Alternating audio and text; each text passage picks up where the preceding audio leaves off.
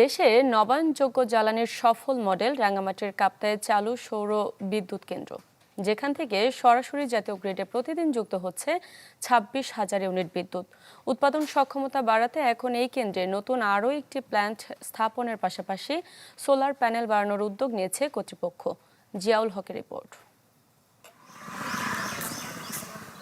কাপ্তায়ে দেশের একমাত্র পানি বিদ্যুৎ কেন্দ্র, যার 850 একর জায়গার মধ্যে রয়েছে একটি সোলার প্লান্টও, যাতে 2019 সাল থেকে প্রতিদিন উৎপাদন হচ্ছে 7.4 মেগাওয়াট বিদ্যুৎ।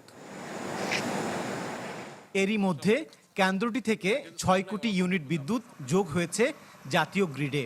এখন কেন্দ্রটির সক্ষমতা বাড়াতে 580 ওয়াট করে 1725টি প্যানেল স্থাপন করা হবে বলে জানিয়েছেন কর্মকর্তারা।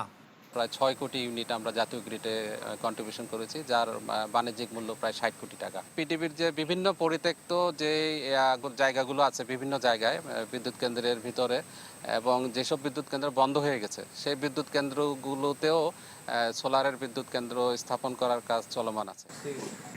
উন্নয়ন কর্মীরা বলছেন, দেশে জ্বালানি তেল নির্ভর বিদ্যুৎ উৎপাদন কমাতে হলে বাড়াতে হবে পরিবেশ বান্ধব উৎপাদন।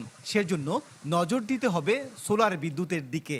সরকারকে যে বৈদেশিক মুদ্রা খরচ করতে হচ্ছে, এই খরচটা আমরা রক্ষা করতে পারবো। সেজন্য এখনই সরকারের উদ্যোগ নেওয়া দরকার এবং একটা সুনির্দিষ্ট নীতিমালা দরকার জ্বালানি ক্ষেত্রের জন্য, আমরা যেন সোলার প্যানেল ব্যবহার করতে পারি।